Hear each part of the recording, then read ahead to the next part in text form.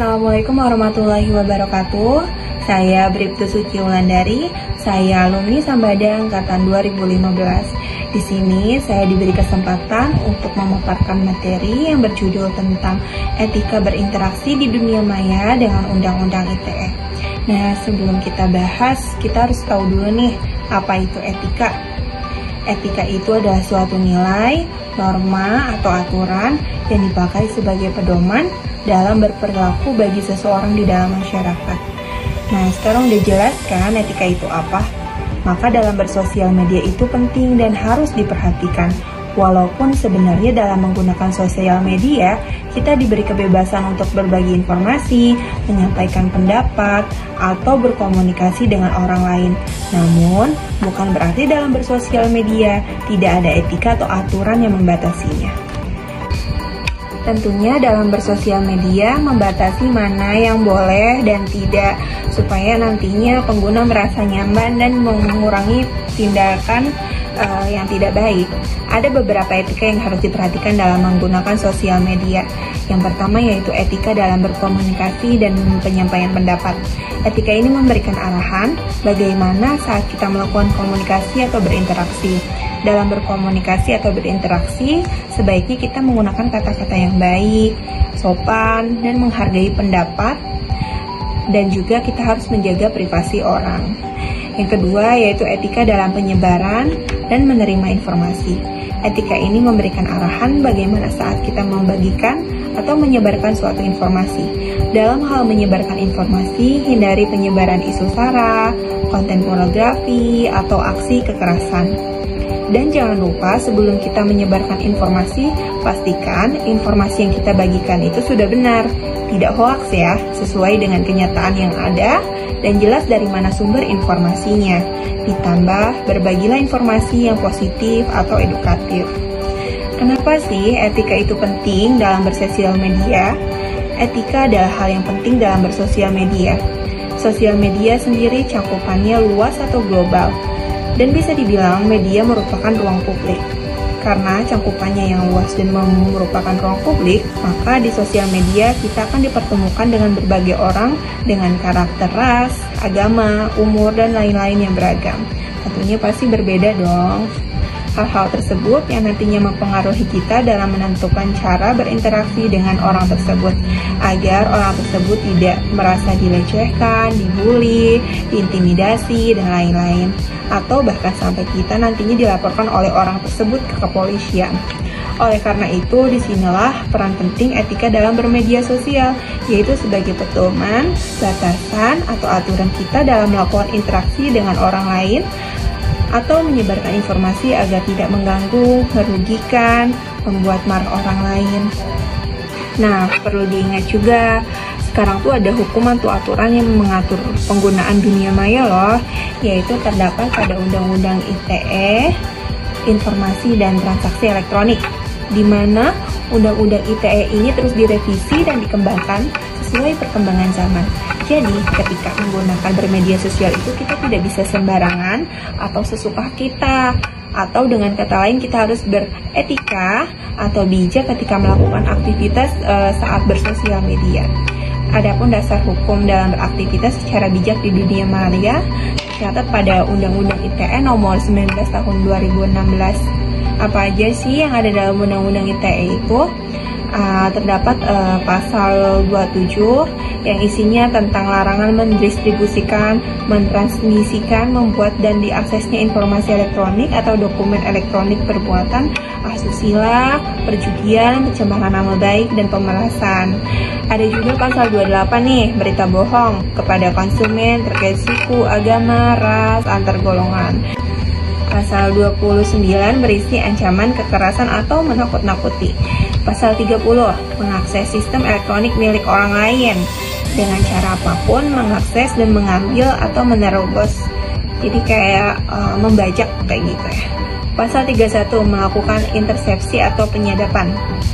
Pasal 32, larangan perubahan informasi elektronik atau dokumen dan elektronik, seperti pengubahan, pengerusakan, memindahkan, menyembunyikan, memindahkan dokumen-dokumen ke tempat-tempat yang tidak berhak, itu dan termasuk pelanggaran Undang-Undang ITE.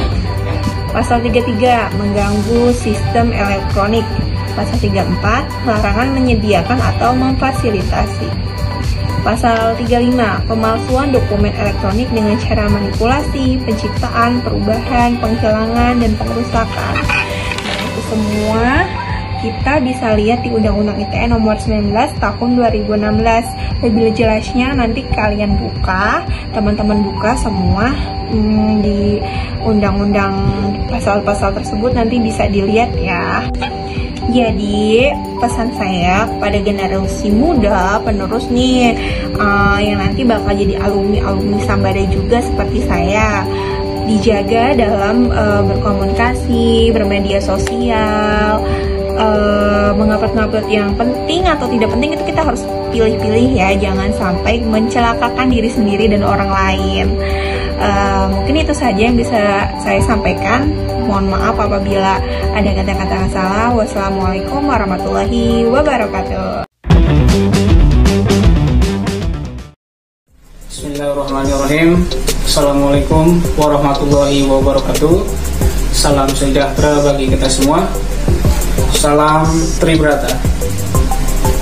Halo adik-adik SMA 1 Pandeglang, perkenalkan nama saya Lutfi Permana. Saya adalah seorang polisi yang saat ini bertugas di Polres Pandeglang, dan saya juga adalah alumni SMA 1 Pandeglang lulusan tahun 2012. Baik, langsung saja ke pembahasannya. Saya akan membahas tentang narkoba. Dasar penegakan hukum kejahatan narkoba di Indonesia ada 3 undang-undang. Yang pertama, Undang-Undang Nomor 5 Tahun 1997 tentang psikotropika, Undang-Undang Nomor 35 Tahun 2009 tentang narkotika, Undang-Undang Nomor 36 Tahun 2009 tentang kesehatan. Narkotika adalah zat atau obat yang berasal dari tanaman atau bukan tanaman, baik sintetis maupun semi-sintetis, yang dapat menyebabkan penurunan atau perubahan kesadaran. Narkotika dibagi 3 golongan, yaitu yang bisa dapat digunakan dalam pengobatan, tidak dapat digunakan dalam pengobatan, maupun digunakan juga dalam pengobatan. Yang dapat digunakan dalam pengobatan adalah contohnya morfin, retidin, kodein, etil, dan sebagainya. Dan yang tidak dapat digunakan dalam pengobatan adalah heroin, putal, kokain, opium, dan lain-lain. Psikotropika. Psikotropika adalah zat atau obat baik alamiah maupun sintetis, bukan narkotika, yang berkhasiat psikoaktif melalui pengaruh selektif pada susunan saraf pusat yang menyebabkan perubahan khas pada aktivitas mental dan perilaku. Psikotropika dibagi 4 golongan, yaitu yang tidak dapat digunakan dalam pengobatan, bisa digunakan dalam pengobatan maupun dalam terapi. Yang tidak dapat digunakan dalam pengobatan adalah contohnya LSD atau Lisergid. Yang bisa digunakan dalam pengobatan contohnya metaqualon, amobarbital, dan lain-lain. Dan untuk terapinya adalah diazepam, flurazepam, dan lain-lain.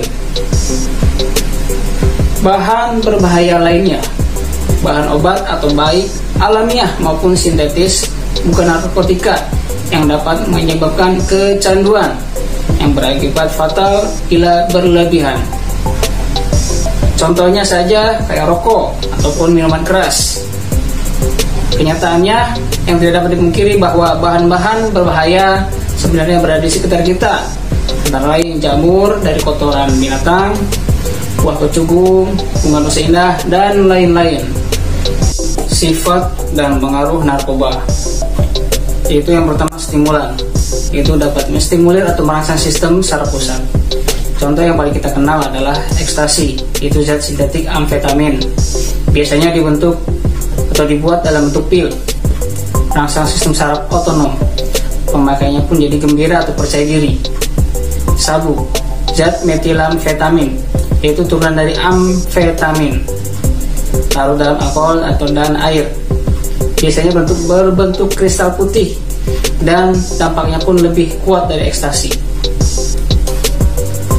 Yang kedua, halusinogen, yaitu menimbulkan halusinasi atau kesan palsu. Jadi seseorang itu berhalusinasi tinggi, dia punya kesadaran akan berkurang, ruang, waktu, dan perasaan pun menjadi curiga. Contohnya itu daun ganja atau daun koka. Depresan, yaitu menekan sistem saraf pusat.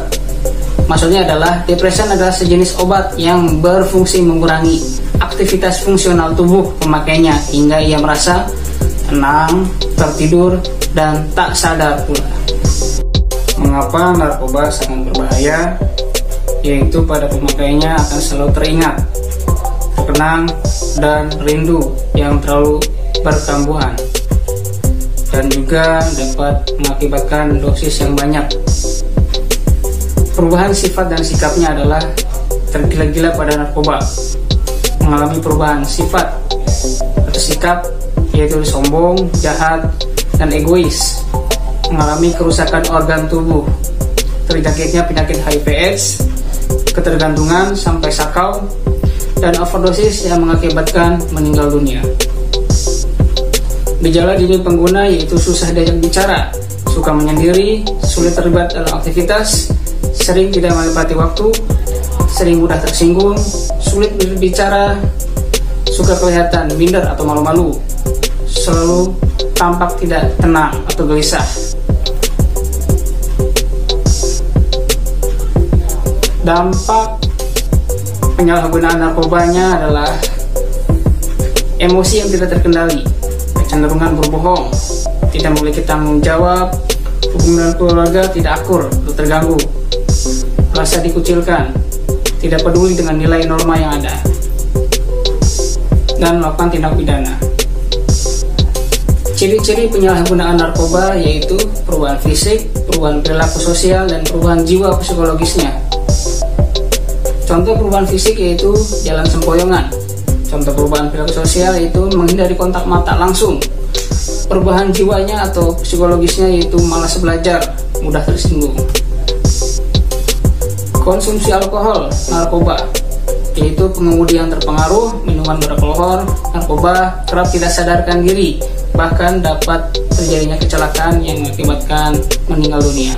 Gangguan atau kerusakan organ tubuh akibat penyalahgunaan narkoba, yaitu gangguan jiwa, pendarahan pada otak, kanker pada mulut, hipertensi jantung, gagal ginjal, gangguan produksi pada sel darah merah, pertumbuhan terhambat pada janin, mata pun butaan, gangguan pernapasan pada kanker paru, gangguan hati rusaknya sel hati, pecahnya pembuluh darah, kanker usus, gangguan lambung, dan hipotensi.